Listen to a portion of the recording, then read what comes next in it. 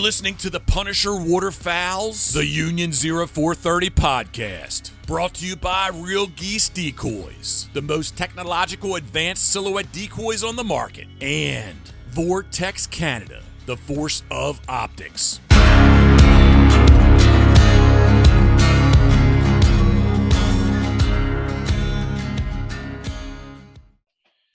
Hey everybody, how's it going? We're back for another episode, and as you might have guessed, someone's not here, so I had to try and do this again, but we'll make it through.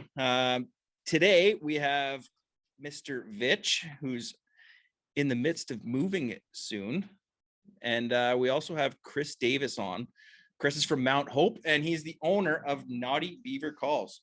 So Chris, why don't you tell us a little bit about yourself and what Knotty Beaver Calls is all about? We're all about just making some calls for everyone, I guess. Just getting the turkeys going, getting the ducks going. It's Doug and I. It's not just me. So don't throw that all on me. Doug does more of the work. I'm just more of the looks of the company. Yeah, I got the looks. He's got the brains. This is how it works. Yeah. That's why we only have Chris on the podcast, right? Yeah. We make all the mouth calls, all the box calls, all the pot calls. We do duck calls, goose calls. We try, not masters of any, but jack of all trades, and we like it that way. And when you say you make them, like you actually hand press, hand make everything, right? We do. Yep. I've got some Feather Ridge presses here, and it's all made right there. Yeah. So for those that don't know, Chris and I haven't met in person yet. We were supposed to meet at the Toronto Sportsman Show, and I ordered some mouth calls off him for some guys up here, and he showed up with the two that I ordered, and one that was shaped in a funny shape. So if you want to order it, I'm telling you, it brings in the big turkeys. I'm just saying, yeah, it's kind of the brings in the fancy turkeys. The fancy turkeys, yeah. We'll call it the Big D special, right? So yeah, but no. So how long have you guys been going with this making calls?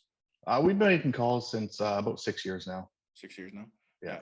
And do you try to source everything you can from Canada, or how's that? We source what we can. Yeah. There's some stuff you just can't get from Canada that we've got to get from the States, and but everything else we try to keep up here and keep it local. Yeah, because I know we got our wood suppliers and that. Yeah, no, we just got our wood suppliers and that are very local and good relationship with them.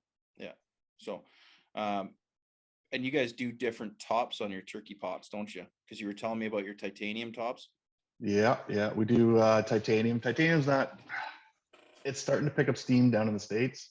Honestly, to me, it's the best sounding that you can get. You can get some nice low, soft calls off it. You can get really, really loud, high pitch calling off it for those windy days, and everything in between. It's not that rasp like that copper. It's just that sweet spot that I find. Now, is it waterproof or anything like that, or is it not? Waterproof's all on the striker. It all depends on your striker.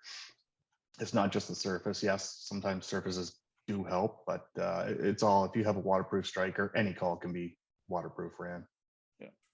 Yeah. And I guess turkey's like your biggest seller, right? Like in comparison to the other two. Yeah.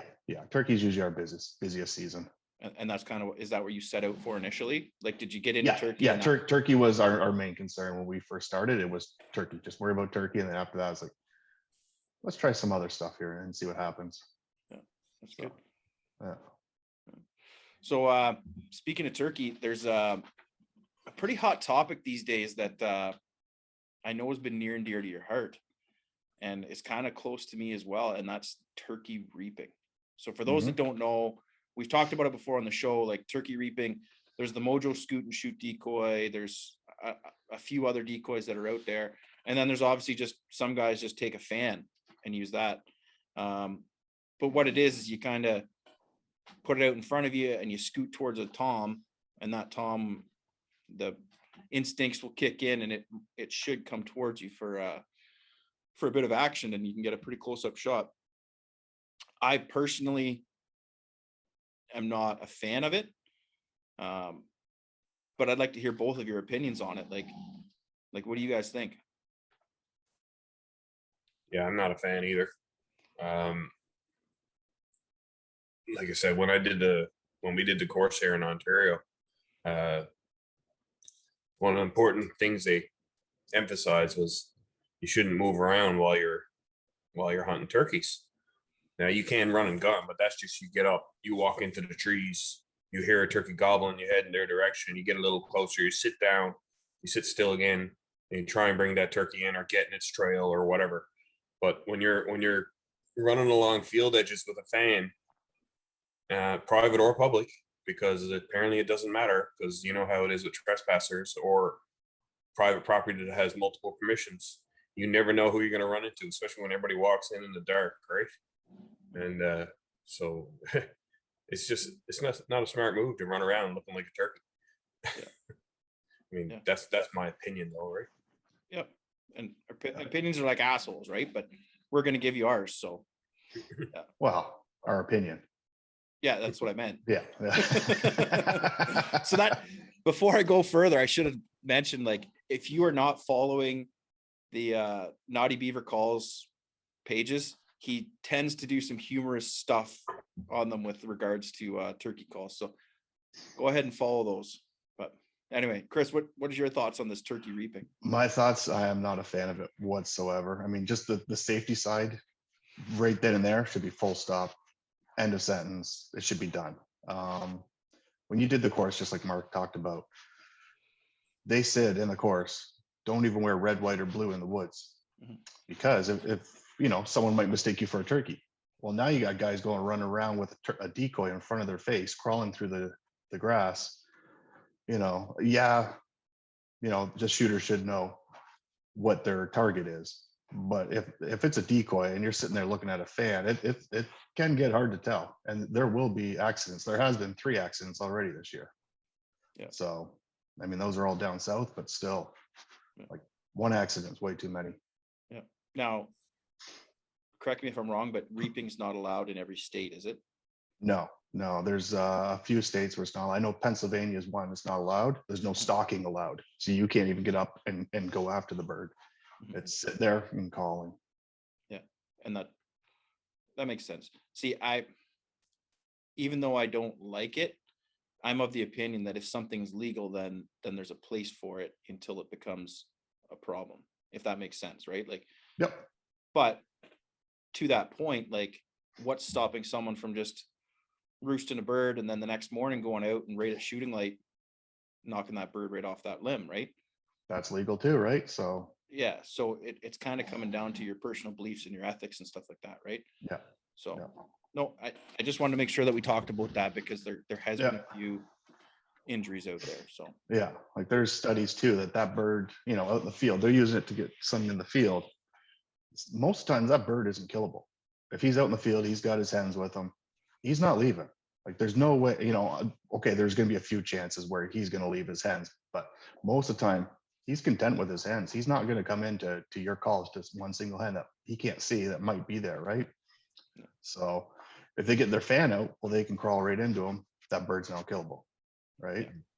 Yeah. Where me, I'll be back the next day and I'm going to try again, and I'm going to try something else. You know, that's just the way. I don't want the easy way.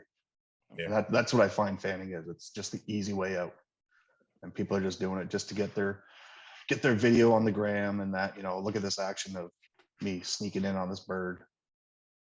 You know. Yeah, that's the catchy thing, right? You'll see some cool videos, some cool music. You'll see some Amish looking dude running around. Yeah. There's been the guy in the full white Amish going out there and doing it with his little single shot. Yeah. And yeah, like I said, they're catchy. They had cool music to them and everything, and they're, you know, they make it look cool and everything. It looks great, but yeah. The reality of it is you're playing with fire. Yep.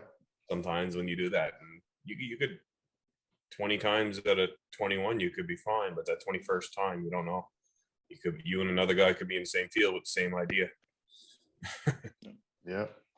So have either one of you ever tried actually turkey reaping or anything of that sort one time? And did it work out for you? Nope.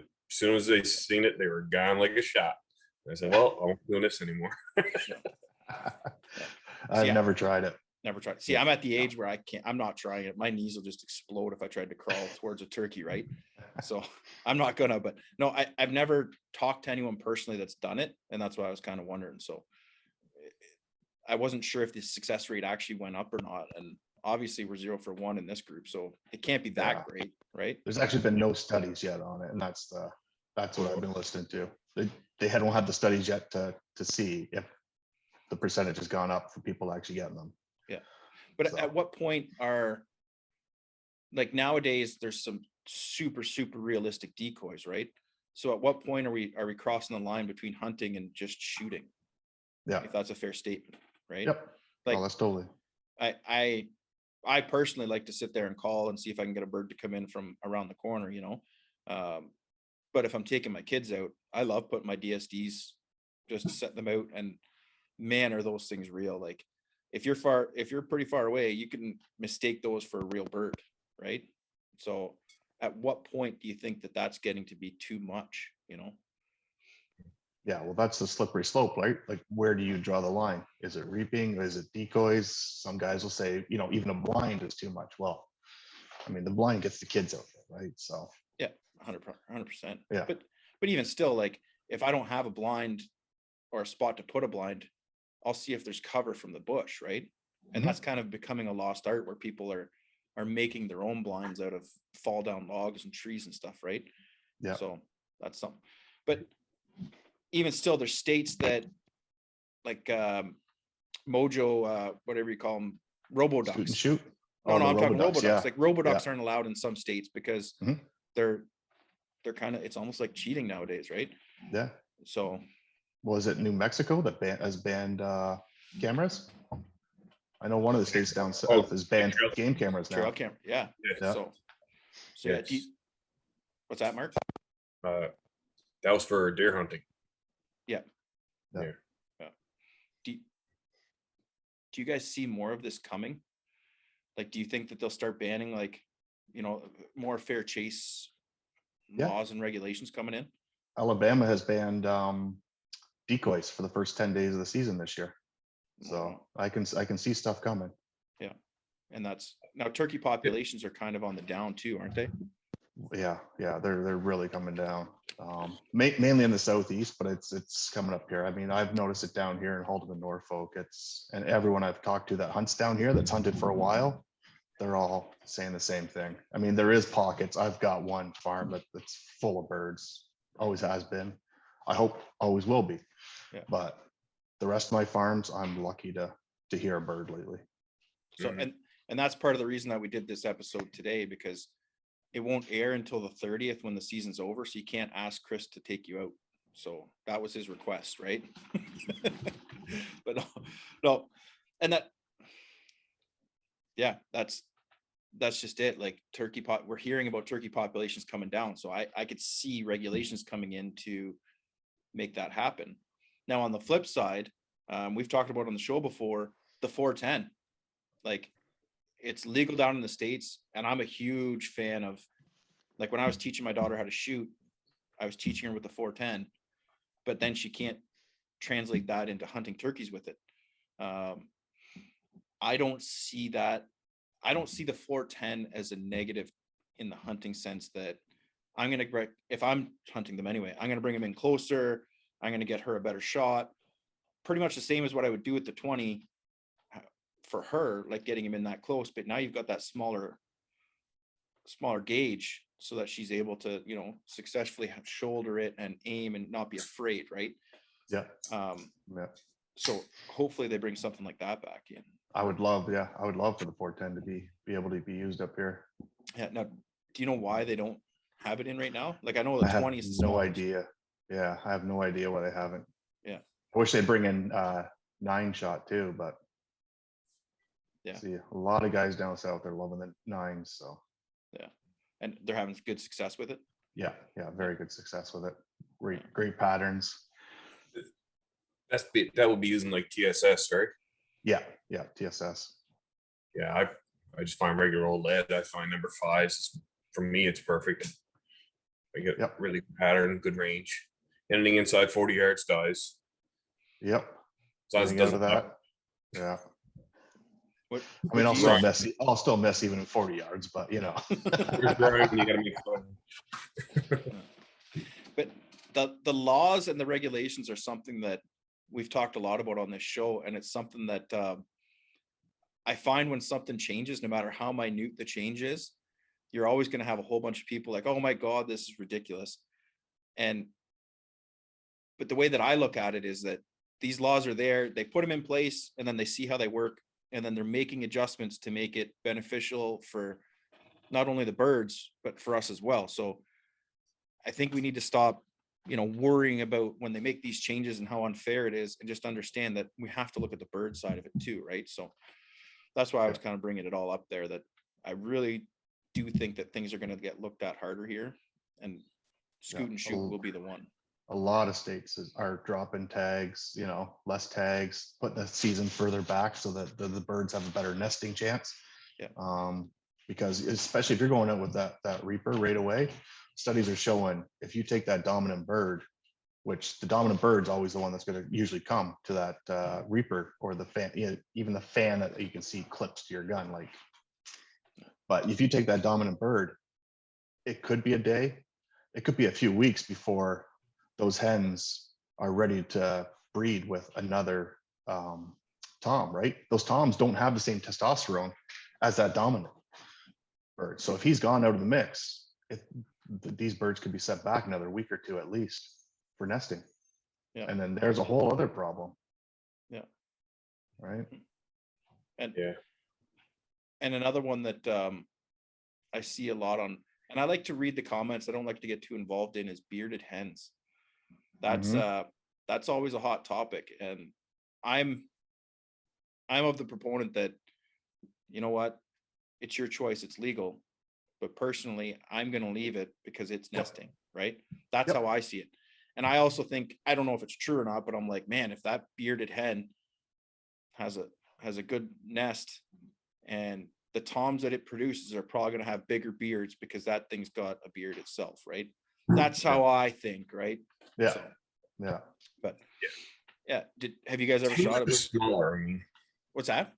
hens are just smaller. I mean, I like the tom around my property averages between 18 and 22 pounds. No, they're all 30 and above. Did you see the tom we got this year? The one you got? Well, my son, right? I posted it on the Instagram. I didn't actually weigh it, but I put it on my son's knee, and it was pretty much like it covered my son's body. My son is like 100 pounds, so it was probably 80. So I think it was an 80-pound bird, right? Oh, for sure, yeah. It's 80% too, right? Well, so it's a big fan, and 1.8" spurs. But yeah, the weight, I didn't have it in the weight, so I just guessing, right? So, yeah, I've only ever weighed one bird. I don't care about the weights. But for me, it's the difference of a bearded hen versus a tom. The meat difference is huge, right? Like, you're going to get a 12-pound hen, or you're going to get a 20-pound tom. That makes me even want to shoot toms over jakes, because a jake is 15, 16 pounds. Tom is 20. You get more meat out of it, right? That's why I prefer toms. I mean, it's not for the trophy so much as just the extra meat in the freezer. That's why I'm going for a turkey, just because I love to eat them. I love wild turkey. I had someone say to me this year that this is the first year that he didn't shoot a tom. He ended up shooting 2 jakes. And I'm like, what's that about? He's like, well, most years I have a bunch of toms and a couple jakes. This year it was just mainly jakes. So I had to get rid of that problem so that next year there's going to be bigger toms. And I was like, I think you really need to think about this, bud. Just step back, pump the brakes. You might have solved your jake problem for this year, but next year those 2 jakes won't become the tom. What do I know? Now, one year, a few years ago, we had over 24 jakes on the property, just hanging around that property. Like, we'd have 11 come in one group, and 7 in another group, and 4 in a group. This is all in one morning, and they always come from different directions. They'd be out fighting in the field, and I had so many jakes. I just said, "Come on down, boys. We'll get rid of it," because I was having problems getting toms because they wouldn't come in because the jakes would drive them away. So come on, boys, we'll start doing a number on the jakes, and I got a bunch of my friends jakes that year. Yeah, it was fun too. Yeah, good. So you also do a bit of duck hunting down there, Chris? Yeah, I do a bit of duck hunting. Last year or so, it's actually been all deer hunting with my son, and just when we can, we get out do some duck hunting. But yeah, and so he started hunting with me, so everything's been just get out with him and just enjoy the time. yeah, and why deer though? It's what he wants. I don't Okay, know. no. That's what he wants, a deer. He loves waterfowl. Like, I think waterfowl is his favorite. Even turkey, like he's just like, I'm not in turkey, but I can see his point when we're down here and there's not a lot of birds like it used to be. So it's kind of, you're not hearing all those gobbles. You're not hearing, those birds aren't coming running in. They're not coming through the woods. And so he just likes the camaraderie of the waterfowl, shooting the shit, bugging the hell out of each other, sitting out in the blind, and then eating, half dozen eggs each and a little bit of bacon. We're good to go. Yeah. And that's where I'm always saying, like, waterfowl is the sport that you get kids into hunting with. Like, that's, get yourself a camp chef, get on one of those Delta waterfowl banquets and bid on one of them camp chefs and get that. And then you are set, get a little blind. You can sit there and cook bacon and eggs and talk. And then until you see birds in the sky, you're okay. Right. So that's where I'm talking. So, yeah. Has your son been successful yet with a deer? No. So we'll try again next year. Yeah. And that's just part of it, right? Yep. Good on him for like still wanting to go out, right? Yeah. He's out there every morning. I mean, he's probably sleeping like I am in the tree stand, but he's out there still. Yeah. So you don't miss to walk by. You don't miss anything when you're sleeping, right? Exactly.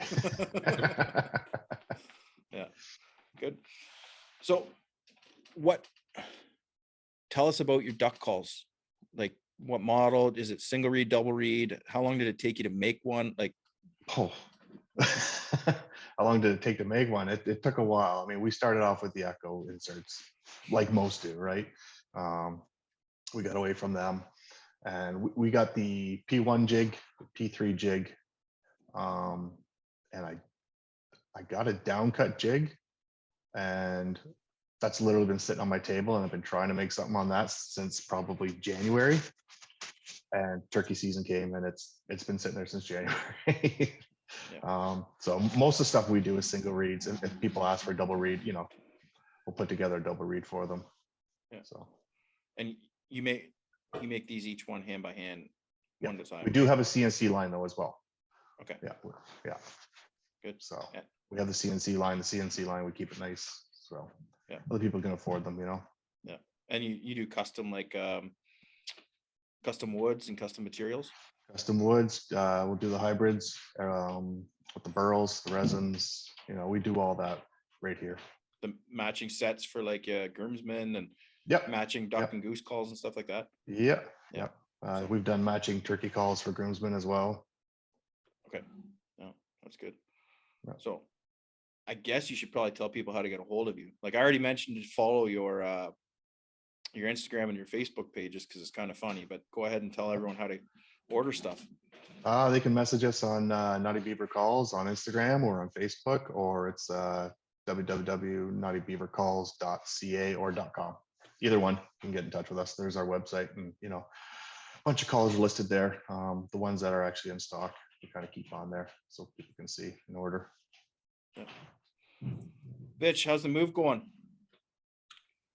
Not bad. We're just hanging out now until everything happens. Yeah. So for those that don't know, there was a big storm that went through Vitch's area, and he's been out. I think this is the happiest I've seen Vitch, because there's so many trees for him to cut, and he's out there with the chainsaw. Like, I'm surprised you don't have sawdust all over you right now. I had a quick shower when I got in. Yeah. So how's the cleanup been going? What's it like up there? Not bad. I had a neighbor just over 2 houses over, and they had 13 trees. They had a couple from storm damage, and then while I was cutting them, they're like, "Can you cut the rest of them?" So I'm like, "Yeah, sure." Anything else you want to cut? So I cut those, and Then I went to the next neighbor, and he had a couple of ones that came down in the storm, and I cleaned those up for him. And that was yesterday, and we only got back the day before. And now today, I went up to the we'll call it my former deer property, because I won't be hunting there anymore when I move.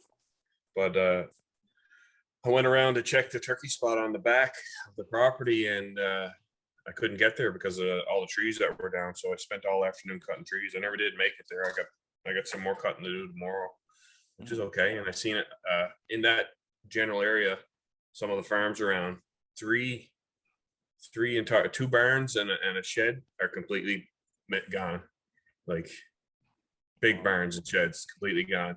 The landowner where I am, his mother's silo lost its top.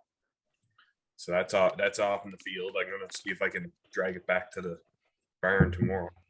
And I love doing that kind of stuff. So, And the reason I bring this up is one thing that impressed me, and I wanted to make note of it. Just like, what was it, a week or two ago, you were talking about how you're still getting the property, you're cleaning up the property that you hunt, and you're doing this and you're doing these projects that you said you get done. And a lot of people, if they're going to move, especially like if you're moving to the next town, but let alone you're moving to a different province, people be like, well, can't hunt here anymore anyway, I'm done. But you made some obligations with the guy that the landowner, and you're taking care of that, and you're still going to fulfill most of that stuff as much as you can, and you're looking after that property till the day you move. And that's pretty impressive, right? Like, good on you. He's not just a landowner to me. He's a friend. I've been dealing with him since 2014. This is 2022. So over that period of time, like we text each other. We have his family over for dinner. I stop in there for dinner. Like it's not just a landowner hunter relationship. They're friends, right? Mm-hmm. So I have no issues with helping them out. But it'd be the same thing for anyone who I have permission to hunt on their property. Anything they need help with, I'm going to help them with.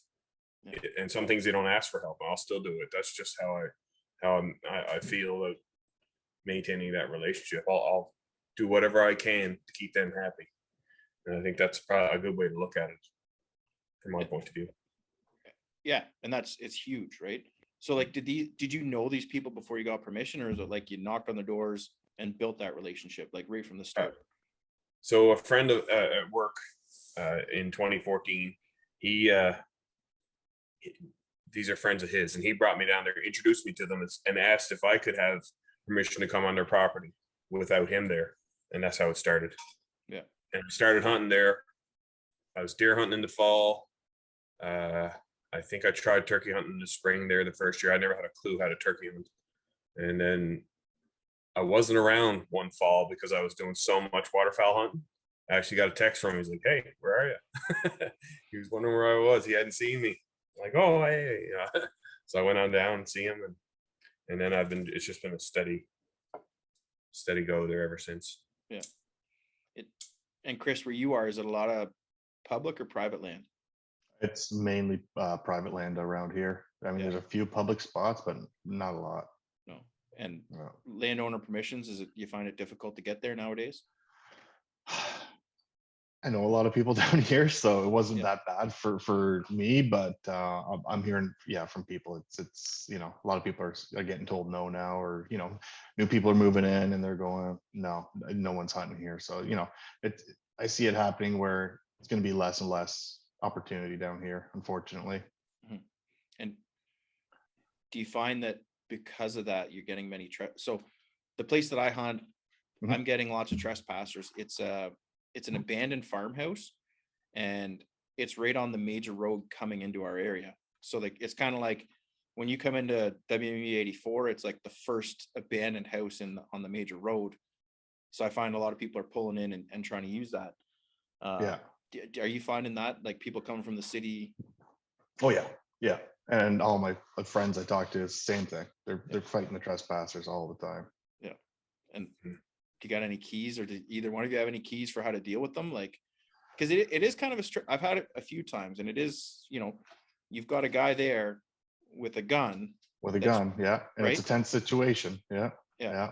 I mean, I'm just usually just go up, hey, have you talked to so-and-so to give you permission? And usually that's a wrong name I give them, right? Yeah. Oh yeah, no, you haven't. So listen, I'm gonna text him right now. He's gonna decide what to do here.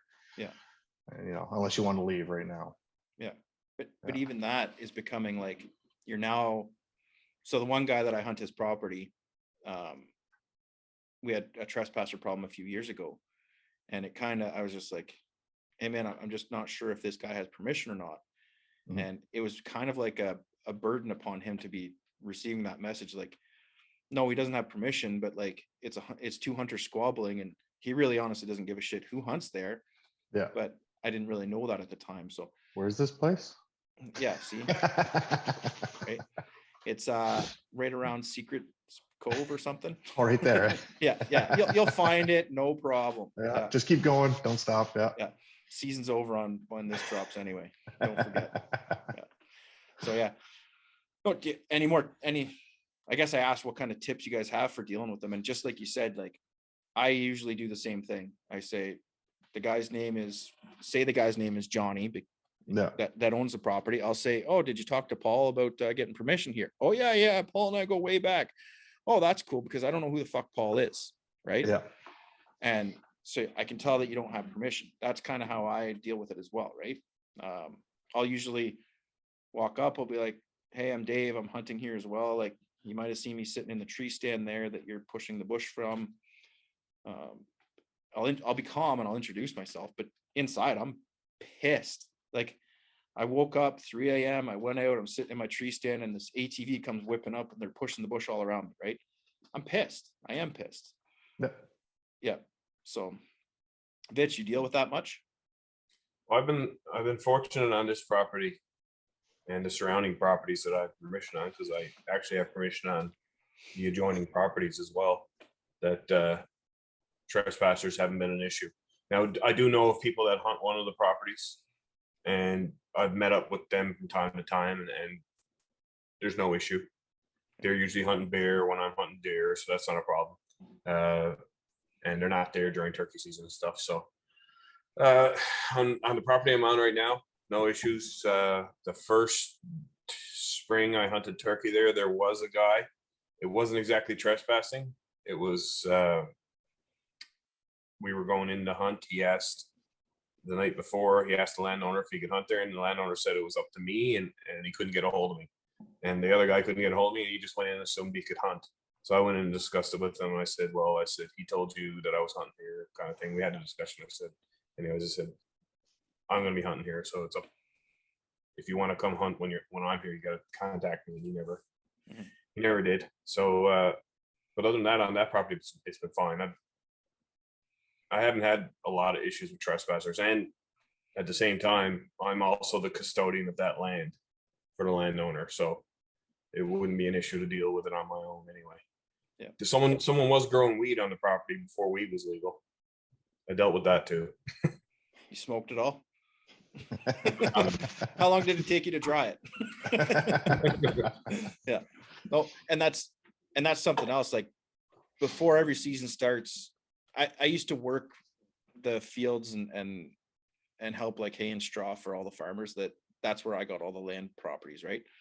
So I know them all first name. Like, I've eaten at their dinner tables and stuff, right? But I still make a point to go, and that they are, I hope they're not listening, but if they are, thank you so much. But they are getting older, right? So they're at the point now where they've collected all this land. They're farmers, right? They collect land, and their retirement is they sell off land, and that's kind of the retirement, right? They're at the point now where some of their properties might change hands. So every year, midsummer, when they're not doing crops or anything, I make a point to go over and, I'll bring them a couple packs of goose pepperettes or whatever. And I'll talk to them. I'll be like, hey, what properties are still yours? And you still okay if I have permission? Like, because I have family and they might've done something to piss them off too. I don't know. So that's something that I try to do. Like, you guys kind of, I'm assuming, do the same thing, right? Every year, make sure, right? Yep. Yeah, I've actually got one landowner that keeps telling me, just don't worry about asking me. Keep telling, listen, every single year I'm going to keep asking, because something might change and I want to be sure that you still, everything's on the up and up here, and you're going to still allow me to come out and, Yeah. hunt. And you want to make sure that like plans for the property haven't changed. Like maybe it's the farmer growing that pot back there, right? Like you don't know. Maybe they changed the hayfield into an actual pasture, and there's a big bull in there that you didn't know about, right? Yeah. So make sure that you keep in contact with your landowners. That's a huge thing, and it's something that can be avoidable. This excuse of, well, I had permission here last year, well, it's sold. Well, that's not an excuse. Like, just if you're doing it proper, you would be getting that permission, right? So I guess another thing we got to talk about is it is paramedic services week. So it'll actually end on Sunday, right before this episode will drop on the Monday. So that'll be the 30th. The week will be over, but I just wanted to make sure that we gave a shout out to all the paramedics out there, and we said thank you for everything that you guys do. For those that don't know, when the Lord himself created people, the first person he created was a police officer. Then realizing that the police officers needed someone to look up to, he made firefighters. And following that, he realized that when police officers' feelings got hurt, he needed someone to fix them up. And that's how paramedics were created. So thank you to the paramedics. Love you all. I work with a bunch of you. You're all great people. So another thing, Vitch, do you want to talk about something that came about? I forget the guy's name here. I got it. I'm on it. Yep. So, Mr. Carter Baker, happy birthday, buddy. A month ago, your significant other reached out to us and asked us to wish you a happy birthday. So here it is, man. We really appreciate that you listen to the show and that you follow along, and that it means a lot to us. So we're very happy to wish you a happy birthday. So I hear you're, is it 24 years old? Or is it 26? So you got to get 26 birthday bumps. So if any of his friends are listening to this, make it happen. Yeah, it's kind of pretty awesome that people are starting to reach out and like, hey, my boyfriend, my girlfriend, my husband, my fiance, whatever, is a fan of the show, and like they're now wanting us to do shout outs and stuff, and we really appreciate it. But just so you know, like, we have hired someone that's going to vet all the names. So if you do any of these names like Mike Oxmall or any of that shit, we're going to catch on to that right away. We've got someone on it. Okay. But yeah, happy birthday, Carter. And thanks for being a fan. Right. So I think we talked about a lot here, unless you guys had something more you wanted to talk about. I think it's been a good episode. Yeah. Has it been though? I you know what? I think it's been great. And one thing that people don't, they're like, man, you're getting a lot of like call makers on, right? Well, yeah, that they're all part of the community. Like we're being inclusive of everybody, right? Even this guy here, Chris. So no, cut me deep on that one. No, I didn't.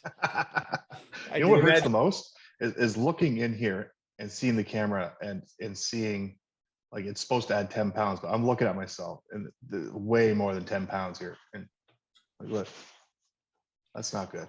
I thought you were black turtleneck. That's not good. Yeah, I'm gonna have to. I thought you were going to talk about how the camera's making my face look so red. Yeah. This is actually, I made a bit of a mistake yesterday where my son was at a rugby tournament, and I went to the rugby tournament and I was like, man, it's super cloudy out. I'm just going to sit here and watch and, like, do work on my phone and just watch. And then some of the other parents are there and they're like, after the first game, some of the kids like, oh, they better put sunscreen on. I'm like, I'll leave them be, they're kids, right? Sure as shit, I'm the one with the worst sunburn out of anybody. Like, I am red. So yeah, that's good base tan. Good base tan. Yeah, it'll lighten up hopefully, and won't look like a big fat tomato soon. But yeah, it's good because, like, I can't grow a beard either. So Yeah. This is all I can grow. So don't worry. There's nothing. yeah, I shaved. This is a month. This is a month right here. Yeah, isn't it great?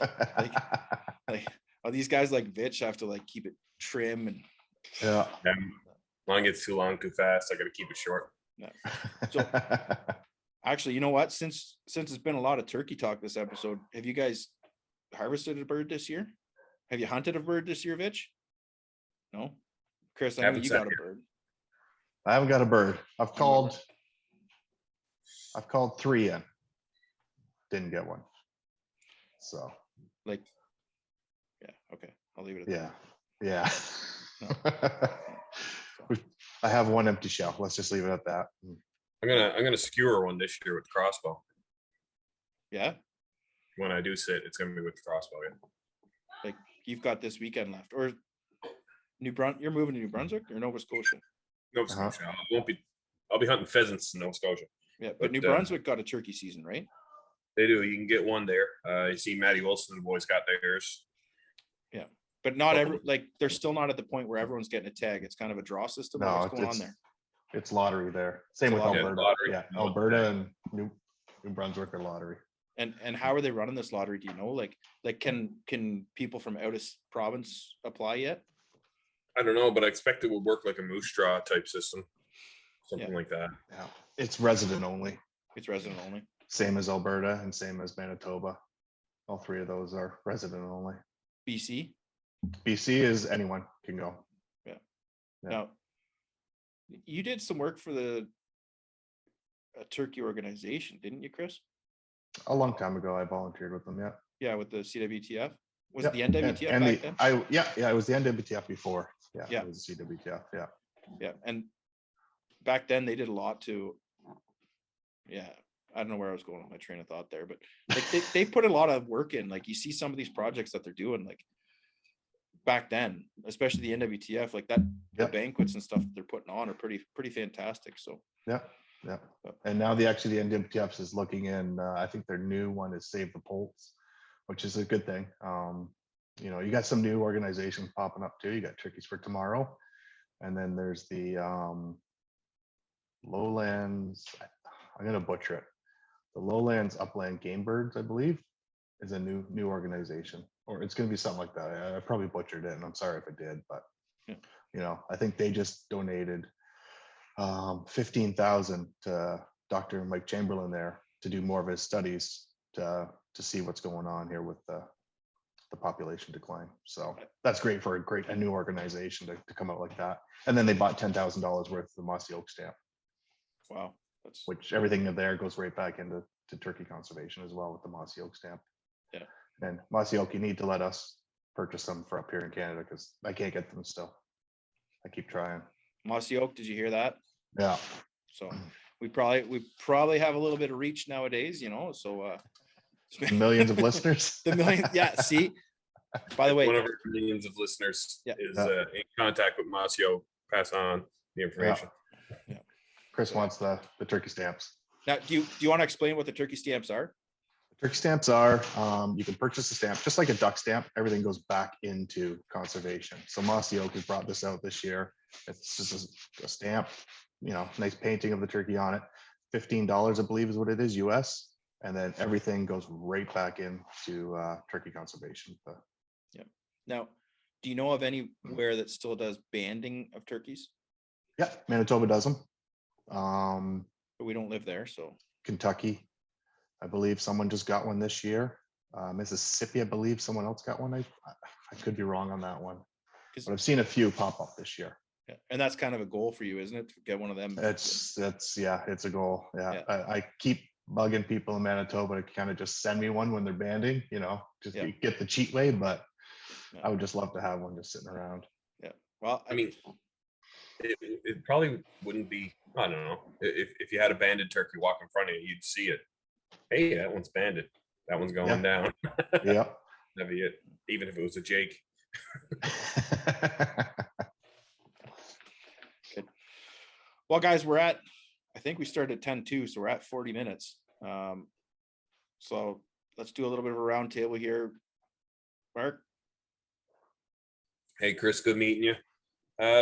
Did I meet you at the Sportsman Show? Did I meet Chris at the Sportsman Show today? How could you forget this face at the Yeah. Sportsman Show? Oh man, I met so many people. Well, this was the prettiest one there. It was me. Oh. Oh, now I remember. Yeah. Okay. Yeah. Yeah. You know, I met you at the Sportsman Show. Yeah. Actually, there is another event coming up that you could meet him at. What's that Grimsby thing called? The Waterfowl. The Grimsby DU. Yeah, I forget what Waterfowl it's called. Festival. Is that what it is? Yeah. The Waterfowl Festival. It's In August. August 20th, August. I believe. It's 20. I won't be there. Yeah, that's why we haven't told you about it. We didn't want to make you upset, right? But yeah, for those that weren't there at the Toronto Sportsman Show, Vitch was like, we had stacks of stickers, and the goal was to get a sticker in every town in Ontario. And he was literally sitting there like frisbees, just like whoosh, whoosh. Like we almost had to get him one of those money guns that you see the rappers use in the rap videos for the stickers, and just like just awesome. send them out to everybody. It was awesome. Like it was awesome to see you in action there, Vitch. That was good. So anyway, sorry for cutting you off. Oh, good meeting you again, Chris. Good to see you. Good.